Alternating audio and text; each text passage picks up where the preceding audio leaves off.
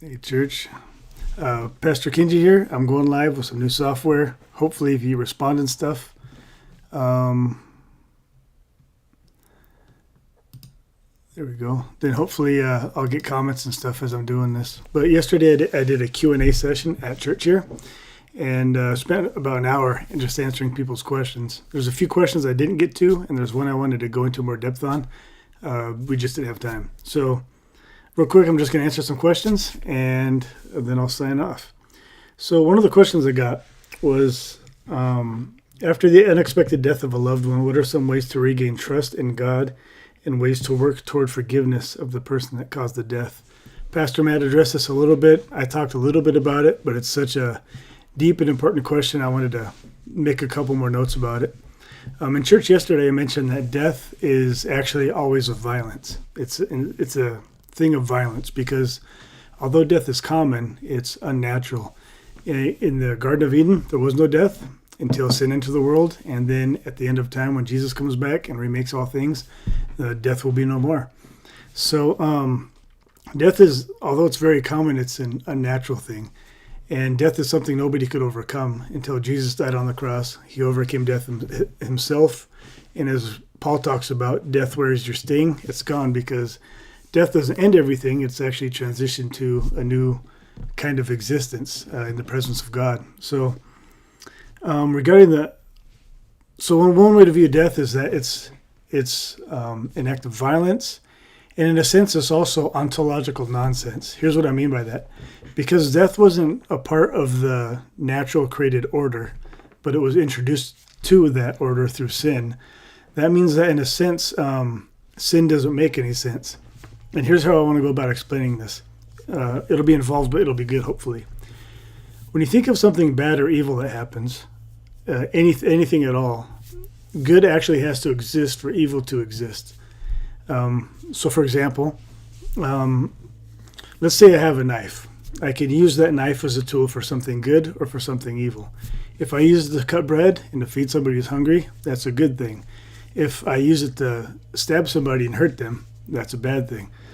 So the knife in and of itself, the object of a knife, it's not good or bad, but it has to be a good knife for it to function as either good or bad. So in other words, if it's a dull knife, if it doesn't have a point, it can't cut bread and it can't stab people. So you need a good knife to be able to do good acts with the knife, and you need a good knife to be able to do bad acts with it as well. If you extend that further, not only do you need a good knife that's working with a strong handle, a sharp blade, and all that, before you can do something evil like hurt somebody, you also need a good arm that's able to wield the knife and use it. And so a good arm, a working body, a good knife, a working knife, those things have to pre-exist before something evil can be done, like stabbing another person, something bad. So what this means is that every act of evil and every bad thing depends on good for its existence. Bad is a parasite of the good. And if there's no good knife, there can't be an evil act of stabbing. If there's no good arm, there can't be an evil act of stabbing. So there's a lot of good things that need to pre-exist, because it's good to have a good arm and it's good to have a good knife. But those things can be abused in a way that causes evil to happen. So in the beginning, God created the heavens and the earth, and he goes through the 6 days of creation, and he looked back on it and he saw that it was all good. So everything God created was good. The only reason evil is able to exist in the universe is because the creation itself is good, and evil depends on the good of the creation to do evil things. Hopefully you kind of get that point. So when we see something like evil, death, or any other kind, there's a couple things we need to remember. Because evil depends on good for its existence and it's a parasite of evil, that means the host, the created order, or the recreated order when Jesus comes back, that will exist for eternity, and evil doesn't always have to exist. Just as good pre-existed evil, it will also post-exist evil. And so one day evil will be gone, done away with, as the book of Revelation says, all suffering, all sorrow, that'll all be taken away, and it'll just be good left. So the good endures, and the good will win someday, which I hope is comforting. So what death is, In a sense, because evil doesn't have its own existence and it depends on good for itself, it's actually a form of ontological nonsense. It doesn't need to exist, and it doesn't make sense for it to exist. That's why when death happens, especially an unexpected one, it disorients you, it confuses your life. It makes things all the things you thought you could depend on. It makes them confusing and unable to depend on them anymore. So that's why death is so hard to come to terms with. It's because good makes sense. 2 + 2 = 4. But when evil gets in the equation, there's all this nonsense that happens when this parasite comes into the universe and messes things up.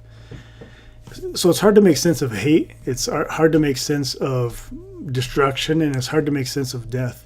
And that's why it's so confusing, is because there's not really any making sense of it. All we can do is accept it and then hope for a new day when all of these terrible things are unmade. Here's what that means from a pastoral perspective. It means you can't entirely understand evil, and you can't entirely understand death.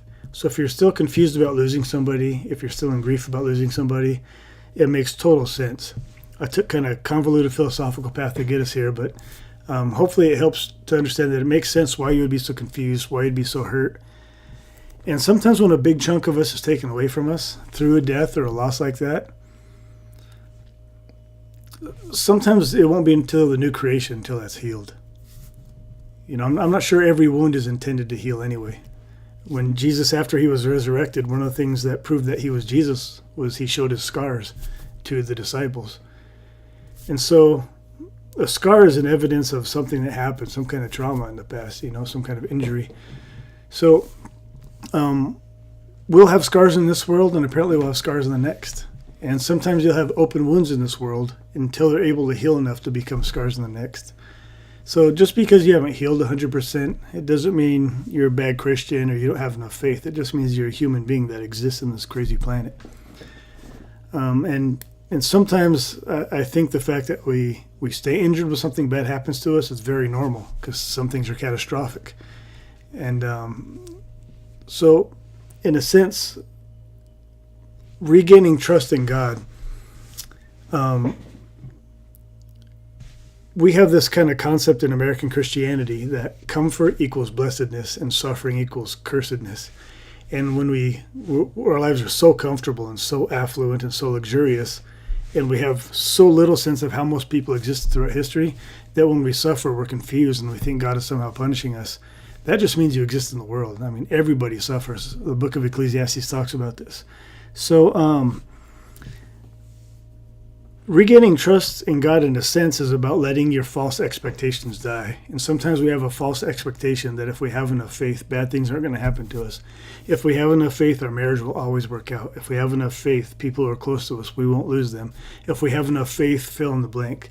But God never promised that life would be easy or none of these things would happen. In fact, Jesus said, in this world you will have trouble. He promised that as humans who exist in the world but not of it, we will still experience suffering. So I don't think it's so much about regaining trust in God.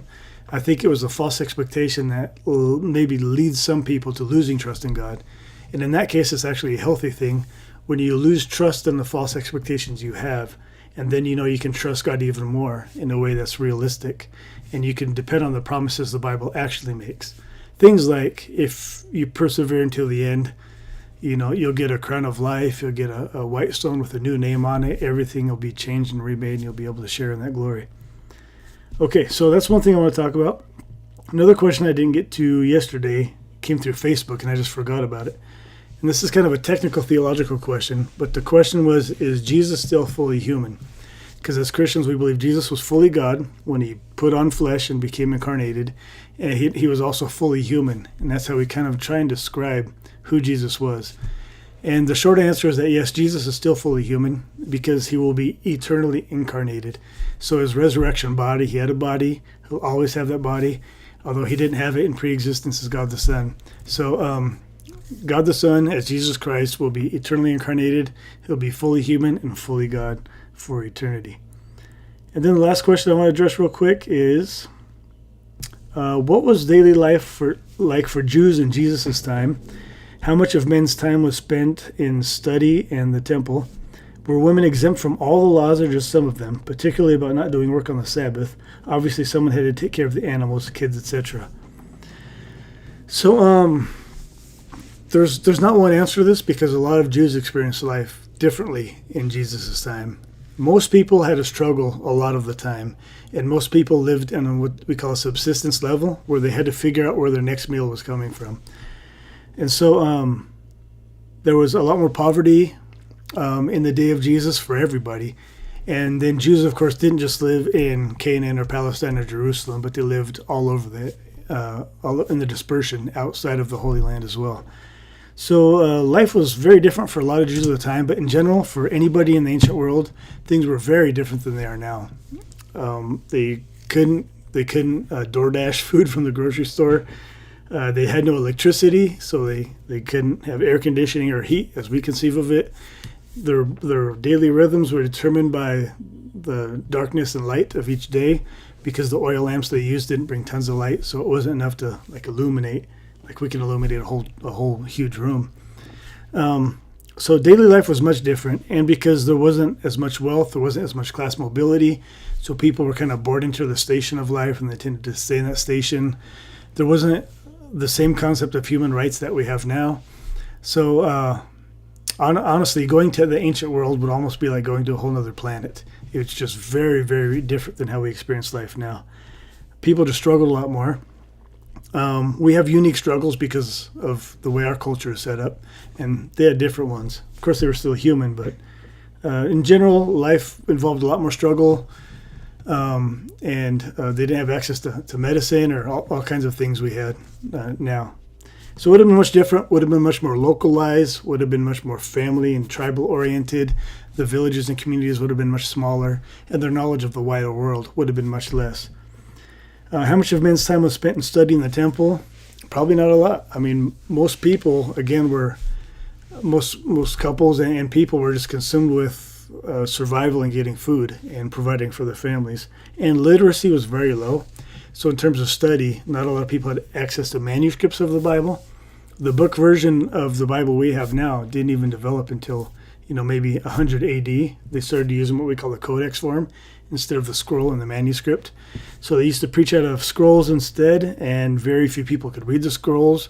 So even devout Jews were devout in the sense that it wasn't a text-based society, so they didn't memorize tons of verses.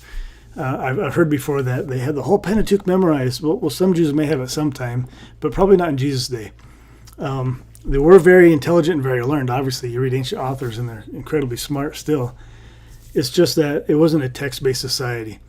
Books weren't common, and the oral word actually had more authority than the written word in ancient times. So how much time do they spend in study in temple? Kind of depends on the Jew, if they were Pharisee, Sadducee, what school of Pharisee or Sadducee they were. It was all different, so there's no universal answer. And were women exempt from all the laws, or just some of them, particularly not about doing work on the Sabbath? Again, there's different kinds of Jews who followed the Sabbath laws in different ways in ancient times. And a lot of people, honestly, just like today, they weren't too concerned with following religious law because they had work to get done, so they would just do the work. There was a conception in the ancient world that Jews were lazy compared to other people because they took one day off a week. And the Romans, for example, worked every day of the week. So the Sabbath was kind of a interesting and relatively unique institution that the Jews had. So hopefully that answers that question. But yeah, ancient people, they weren't a monolith, and ancient Jews were not a monolith either. There was very diverse different cultures at the time. But yeah, it takes a lot of study and a lot of reading of the history of the time to understand how different it was. And I think you'll be shocked at how different it was. Okay, so talked a little more about the one question I wanted to address, addressed a couple quick questions that came up. Hopefully that helped. And again, in the future, when I have extra stuff from the sermon that I wasn't able to include in the sermon, or there's extra questions like this come up, I'll probably hop on here just to give you all some extra content, hopefully encourage your spiritual walk.